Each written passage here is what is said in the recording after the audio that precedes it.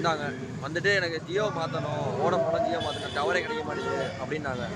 நானும் மாற்றிட்டு போர்ட் கோடெலாம் எடுத்து போர்ட்டபிலிட்டி கோட் எடுத்து ஃப்ரீயாக மாற்றி கொடுத்து ரீசார்ஜும் போட்டு வரோம். அவங்க தான் தேடி எங்களை தேடி வராங்க.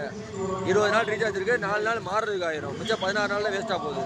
நம்ம இதில் அவங்களுக்கு உள்ளே வருது 28 நாளைக்கு உள்ள ஒரு 5Gயோட தெளிவாக சொல்லி தான் ஒரு இன்கமிங் 1 வருஷம் ஃப்ரீ, யாருமே தர மாட்டாங்க. அது உண்மை, நான் ஓயாமல் சொல்லுவேன்.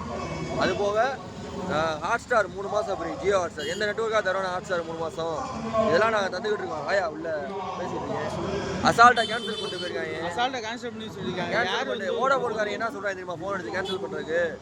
மேடம் நீங்கள் இப்போ மாற்றிக்க ஜியோ வந்து உங்களுக்கு டவர் கிடைக்காது, நீங்கள் உங்களுக்கு 20 நாள் இருக்குல்ல, 4 நாள் இருக்கும்போது மாறுங்க, 3 நாள் இருக்கும்போது மாறுங்க, 20 நாள் வேஸ்ட் ஆகாமல் மாறுங்க. ஏன் வோடஃபோன் கம்பெனிக்காரன் நான் உனக்கு கேட்குறேன், 3 நாள் இருக்கும்போது மாறுன்னு தைரியமாக நீ சொல்கிறியா? அப்போ உங்கள் கம்பெனி இன்வெஸ்ட்னால மாறுன்னு சொல்கிறேன்.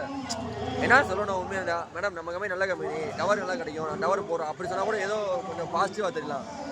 வோடஃபோன்காரா லாஸ்ட்டுக்கு நீ கூட போட்டு கேன்சல் பண்ணி இது பண்ணிட்டு வோடஃபோனில் வேலை பார்க்குறேன், வோடஃபோனில் வேலை பார்க்குறேன்னா வோடஃபோனில் வேலை பார்க்குறேன், போய் சொல்லக்கூடாதுங்க, போய் சொல்லாதீங்க.